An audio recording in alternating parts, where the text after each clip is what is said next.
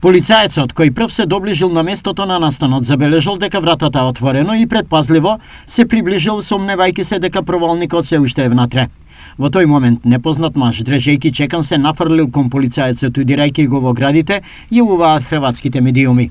Полицаецот паднал на подот и мажот почнал да бега, но службеникот на брегу станал и истрчал по него заедно со уште двајца колеги.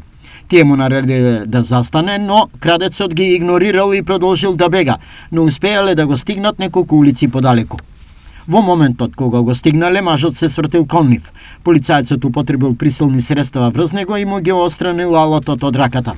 Мажот, кој бил легнат на подот, продолжил активно да се спротиставува, дури откако бил задржан, пишува Слободна Далмација. По укажаната лекарска помош бил пренесен во службени простории поради спроведување на кривична истрага.